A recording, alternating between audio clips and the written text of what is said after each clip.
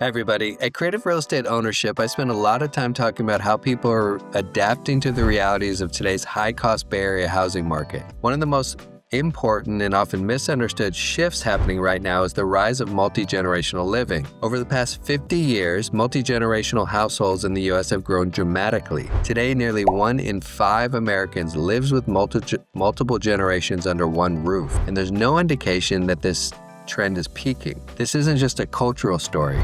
It's a housing story, it's a financial story, and for many families, it's a strategic decision. A bulk of the stats I cite are from a Pew Research Center report called Financial Issues Top the List of Reasons U.S. Adults Live in Multi-Generational Homes, released in March 22 by Devera Cohn, Juliana Horowitz, Rachel Minkin, Richard Fry, and Kylie Hurst. I'm going to explore the rise of this housing structure, and will highlight my current listing in Oakland, California as a perfect example of how to implement this strategy effectively for the long term. Multi-generational households typically include 2 or more adult generations living together, most commonly parents living with adult children, or sometimes 3 generations in the same home. In some cases, it's grandparents raising grandchildren. In others, it's young adults staying longer at home or aging parents moving in for care and support. While this type of living declined in the mid-20th century, it has been steadily increasing since the 1970s, and today it's reshaping how we think about housing design, affordability, and ownership. Think about the boom in ADU construction in California that I've spoken about. One huge driver is the demand for multi-generational housing. My perspective on this housing lifestyle shifted significantly as I got older and had children of my own. Earlier in life, I believed that the natural progression was to leave home for college and not return, a path I followed, driven by a desire for independence, self-definition, and having experiences separate from my family. That view changed once I became a parent. While I have never lived with my parents as an adult, living close to my in-laws has been deeply meaningful in 3 ways. First, that has strengthened our family relationships, particularly the bond between my children and their grandparents. Second, the practical support has been invaluable. As 2 parents managing demanding careers, that help matters more than I ever fully appreciated before. Third, and more subtly, there's something grounding about having family nearby. It creates a sense of continuity and connection across generations. This was not the environment I grew up in, but has reshaped how I think about family, home, and multi-generational living. So what is the scale of this change in this country? In 1971, about 14.5 million Americans lived in multi-generational households. By 2021, that number had quadrupled to nearly 60 million people, representing 18% of the U.S. population. What's important here is not just the growth, but the contrast. Other household types have grown far more slowly. This tells us that multi-generational living is not a short-term response to one economic cycle. It's a long-term structural shift. When people are asked why they live in multi-generational households, the most common answers are practical: finances, caregiving, and family support. About half say money plays at least some role. About a third cite caregiving, either for children or aging adults. Young adults are also a major driver of this trend. Among Americans ages 25 to 29, nearly 1/3 live in multi-generational households, often with their parents. This reflects broader realities such as longer time spent in school, delayed marriage, later household formation, and housing costs rising faster than incomes, aka affordability. Notably, young men are significantly more likely than young women to live in multi-generational households. But this isn't about doing something wrong. For many, it's a rational, strategic response to an increasingly expensive housing market. One of the most compelling findings is that multi-generational living appears to reduce the likelihood of poverty. People living in multi-generational households are less likely to be poor than those living in other living arrangements. Pooling resources matters, multiple earners matter, shared expenses matter. Lower income households are the most likely to say this arrangement helps them financially, while higher income households are more likely to view it as temporary. Again, this points to multi-generational living as both a financial buffer and a strategic bridge. Multi-generational living is more common among Asian, Black, and Hispanic Americans, particularly among immigrant families. But it's important to note, this trend is growing across all demographic groups, including non-Hispanic white Americans. Geographically, multi-generational households are more common in Western states metropolitan areas, and a high housing market. In other words, exactly the places where housing affordability is most strained, like here in the Bay Area. Most people living in multi-generational households describe the experience as positive or neutral. Many say it's convenient, rewarding, and that it strengthens family bonds. At the same time, challenges exist. Space constraints and privacy, financial imbalances, one group paying more than the other, caregiving stress. Parents are more likely to carry the mortgage. Adult children are more likely to contribute to daily expenses. These arrangements work best when they are intentional, well-designed, and honestly discussed. From a creative real estate ownership perspective, multi-generational living is not just a lifestyle trend, it's a real estate strategy. It's a strategic response to modern housing realities. When space constraints and privacy are cited as challenges, I think of two generations living in one single-family home, which I understand. That's where the duplex comes into play. I love duplexes for this model, to get the best of both worlds. Closeness, support, and caregiving, and privacy. If mom or dad is driving you nuts, just quietly slide back to your unit.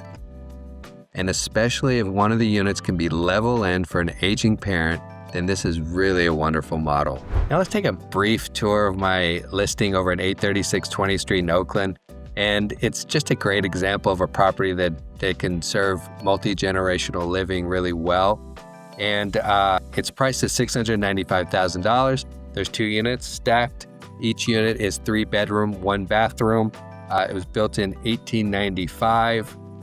There is a garage. The lot is approximately 3,500 square feet in size. Each unit is about 1,200 square feet in size. And its bottom unit is level in, which is a huge plus here.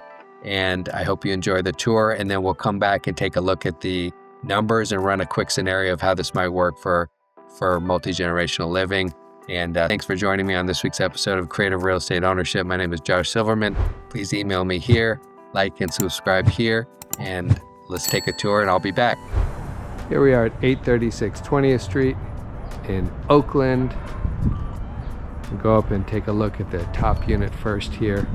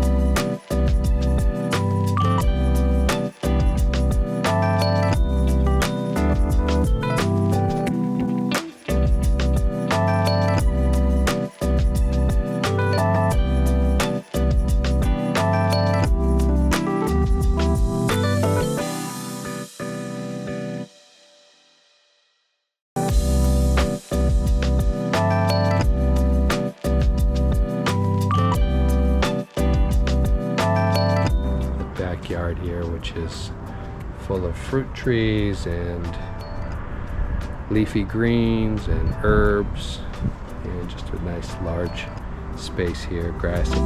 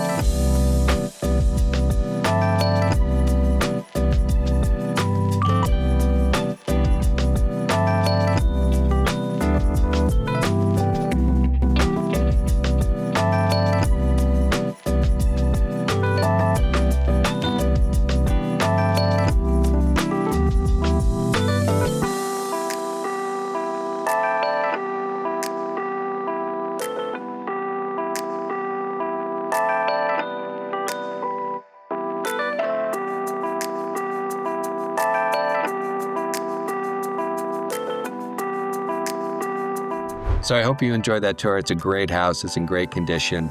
And the scenario I want to run is a son buying this property with his parents.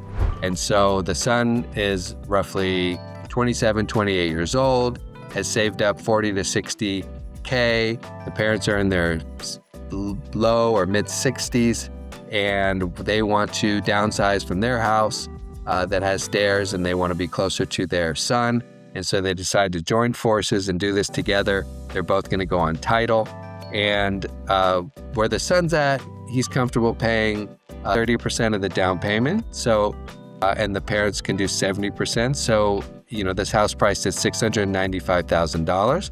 The down payment of 20% will be $139K. So the son is paying a little over $40,000 for down, and the parents are a little over $97K for down. And the monthly cost to own the property is roughly $4,500 a month, which covers mortgage, insurance, property tax, water, and garbage. And they also split that 30-70. So the son can enjoy this space, live in his own unit for $1,350 a month. The parents are going to pick up about a little over $3,000 a month. And it's a great situation. The son alone wouldn't have been able to buy something. Parents are now living close to him. They have dinners together. They share time. They look out for each other. Great experience. 4 or 5 years pass. The son is now 32, meets a partner, decides to get married and have a child. And so this partner is an earner as well. So instead of a 30-70 split, they can do a 50-50 split on the monthly expenses. So it's great for the parents and also manageable for them. They're at $2,250 a month, which is very doable. And then with the kid, with his baby, that's, like I said before, that's when it really changes. And that multi-generational, the value of that multi-generational living situation just kind of goes through the roof, right? It's just so great to have that grandparent relationship, have some support, be able to go out to dinner occasionally. So it's this plan. Now you live in this unit, they're remember the son and his new family is living in that bottom unit, most likely. The parents are in that upper unit. They get older. They decide they don't want to go upstairs. They drop down to the bottom unit and they swap. Now the parents are in a level-in unit and can stay there long term based on their physical needs. And so this house can kind of go through all these different transitions together as a family and really serve them long term. And I think it's an exciting opportunity. So I love this model, and I hope you did too. And I'll see you on the next video.